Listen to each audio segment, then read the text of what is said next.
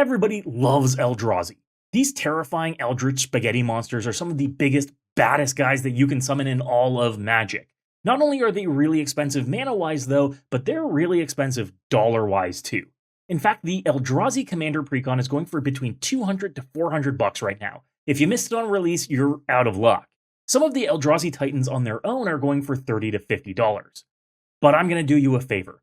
We got possibly the best new Eldrazi Commander ever out of the Hobbit of all places, the Notary Hobbits. And these little guys have the opportunity to do the funniest thing. Because they're going to start a cult, and they're going to summon Cthulhu. No human sacrifices needed, this deck is going to run you just $55. I like to call this Otherworldly Obsession. One of my first Commander decks when I started branching out and playing at local game stores was a mono-green Eldrazi deck.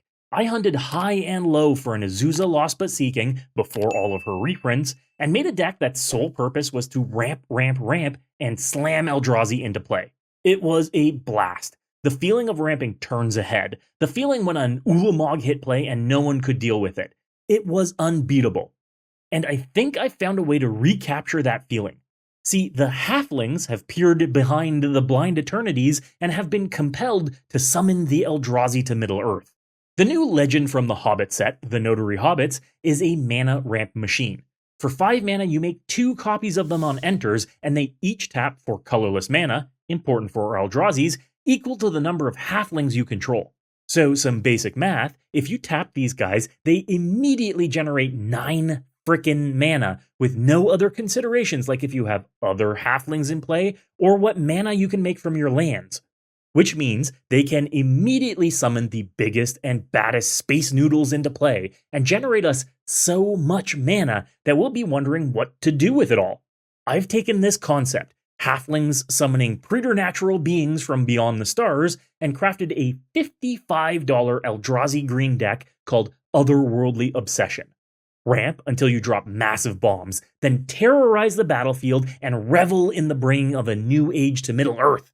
Spells that make temporary mana are called rituals, and these hobbits are invoking some dark rituals.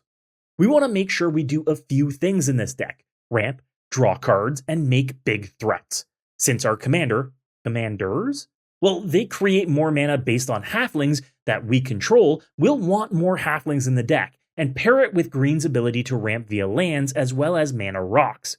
It's crucial to make not only green mana, but colorless mana as well, with or without our commanders in play. So how are we going to do it? Let's break this down with the traditional first. Green's real good at ramp, and we're taking advantage of that. The more we can ramp early, the sooner we can drop our commanders, and really just ramp to the moon, which is where Emrakul is imprisoned. So a mix of green's low-cost ramp spells like Rampant Growth, Cultivate, and Kodama's Reach is all basically must-have and default here. We can work our way to a big Open the Way, or Planner Engineering as well, sometimes popping these off on turn 3, and meaning that we may not even need our commanders to untap with 8+ mana available to us. We can also pad these possibilities with mana rocks. At this budget level, we can use Everflowing Chalice, which gets huge if we cast it after our commanders, Worn Power Stone, which is, well, a budget option, and Mind Stone. I've even sprung for Herd Heirloom, the deck's most expensive card at $4, since it functions as a mana rock early and a draw engine later. It is a really good card, y'all. And then we have Fear Core. This is a mana rock, but it's a special mana rock. Because it has Changeling, it's both a Halfling and an Eldrazi. The Halfling part matters because the Notary Hobbits don't say Halfling creatures you control, just Halflings you control. So with Fear Core in play, now each of your commanders tap for 4 mana each. And that's the other way we ramp, having more Halflings in play. And I'll be honest, there aren't a lot of good actual Halflings. Prosperous Innkeeper is the gold standard for us here. 2 mana, ramps us with a treasure, gains us life, and adds to our Halfling count. Absolutely incredible. It's his venue that our hobbits use for their unspeakable spells. And he has good beer. But apart from him, we have some shapeshifters that have infiltrated the inner circle of our Halfling cult to expedite the arrival of the Eldrazi. Guardian Gladewalker, Masked Vandal, Chomping Changeling, they all help our Halflings for mana generation and help trigger our Eldrazi synergies later in the game too. They also have great effects that help fill some kind of utility as well, all upside. But I am really hot on Mutable Explorer lately. This guy ramps on enters, making us a Mutavault, and is both an Eldrazi and a Halfling. And guess what? The Mutavault also becomes an Eldrazi and a Halfling. This is win on top of win on top of win for both flavor and function. And technically, Ugin the Ineffable, though he's totally effable, is ramp 2, discounting our colorless spells by 2 whole mana. This means that we could be casting multiple Eldrazi in a single turn, and is a really good pair with our permanent-based ramp options. With us able to make ungodly amounts of mana, what eldritch monstrosities are we able to summon, especially on this tight budget? Our hobbits have successfully pierced the blind eternities with their rituals, aided by Eldrazi wearing familiar faces. So what's coming through the rift? First are the smaller beings, ones that are heralding the way for our larger monsters. Blisterpod and It That Heralds the End and Propagator Drone are all helping us reduce the cost of big creatures and make Eldrazi spawns and scions that can make us ramp to our commanders or Eldrazi.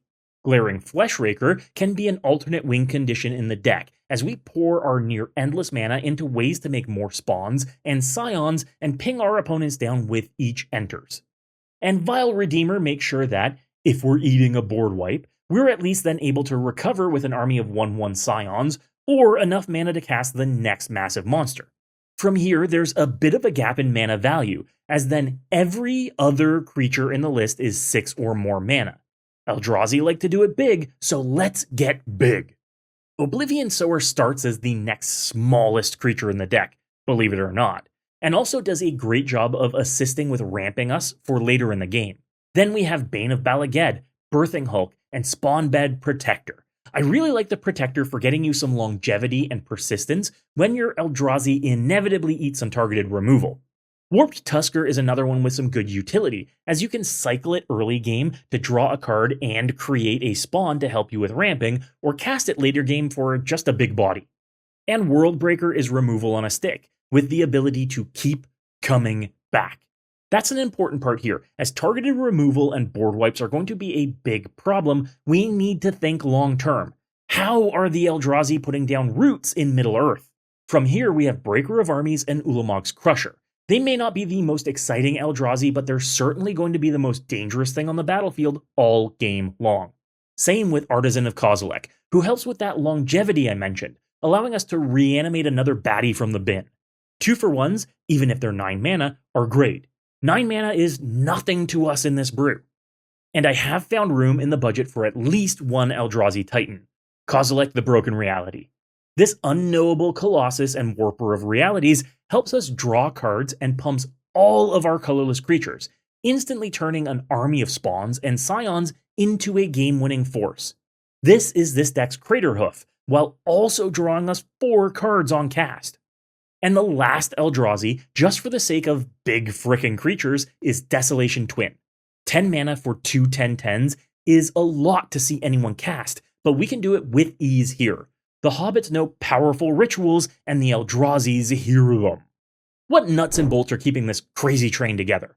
Apart from ramp and creatures, we also want more outlets for all that mana, which is why my budget favorite mana outlet, Genesis Wave, makes the cut. Sure, flipping many of our Eldrazi with this means we don't get their cast triggers, but it still leaves us with massive bodies in play. And green does not have good board wipes, and all his dust is like $10. But there's a gem of a card called Selective Obliteration that's perfect in this deck. Since everything we control is green or colorless, we name green here and punish all of our greedy opponents who are playing 3+ color decks with very hard choices. For only $2.50, this is my recommended pickup of the week. Go get a copy of this before the price spikes. Most of our removal is on creatures, but we do have Beast Within to allow us to be versatile and snipe tricky permanents that may be preventing us from steamrolling opponents. A must-have in any green deck. And I love Mirage Mirror in this list.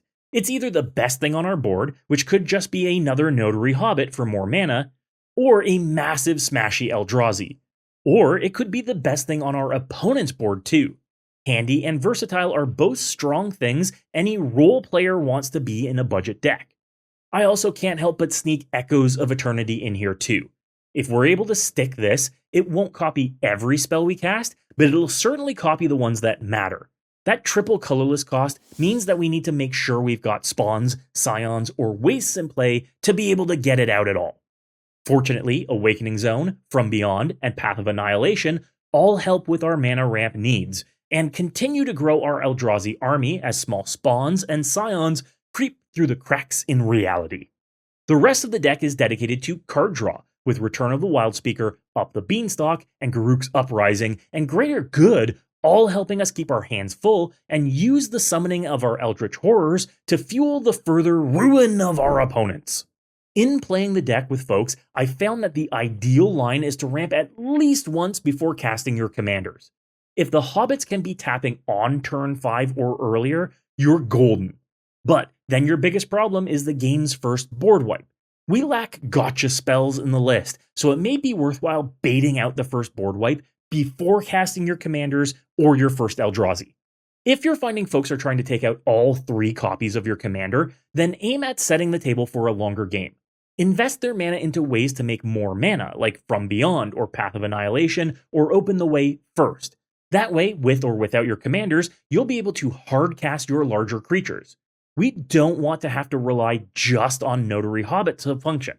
We're in green, mana is like our middle name. Ideally, our game enders are Kozilek to pump all of our other colorless creatures, or being able to overwhelm the table casting everything through an Echoes of Eternity. Heck, I've ended the game with a big Genesis wave as well, since the value is off the charts, putting big bodies into play for nearly free. If your opponents don't wipe the board, you just win.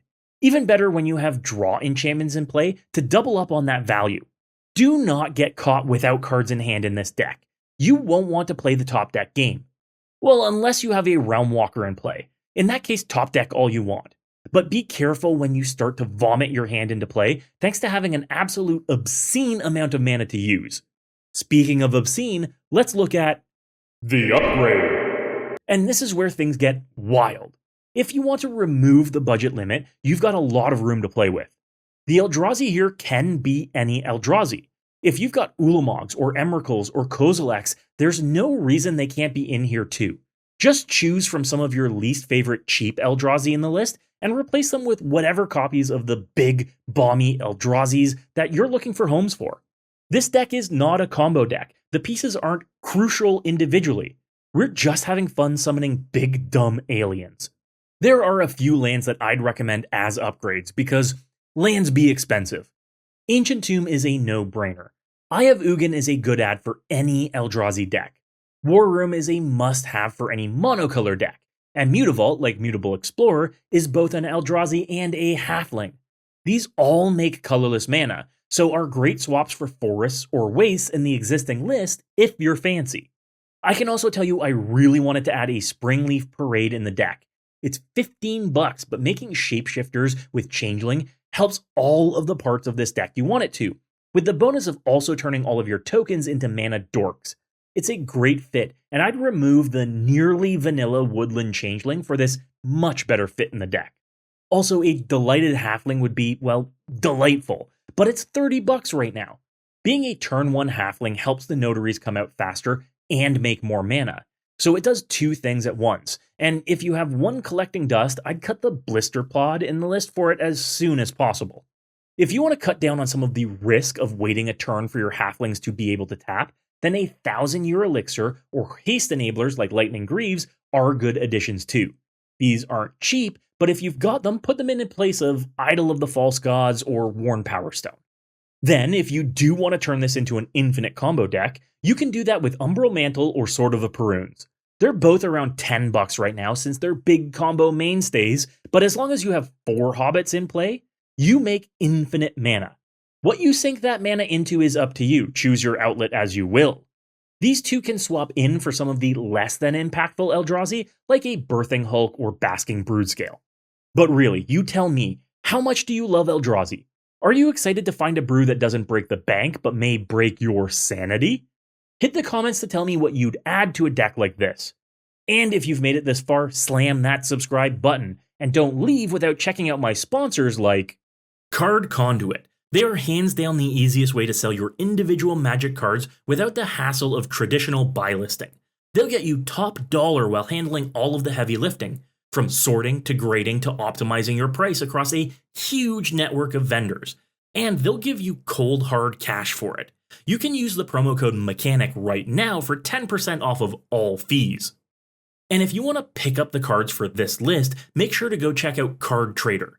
Use my promo code MECHANIC right now for 5% off your order from any TCG. Card Trader's zero system means you can get cards from all over the world with only one shipping fee. Save money and time today. Lastly, you can check out all of my decks on Moxfield. Moxfield is the best deck building platform in the world and makes it easy to build decks and search for specific cards with their powerful tools.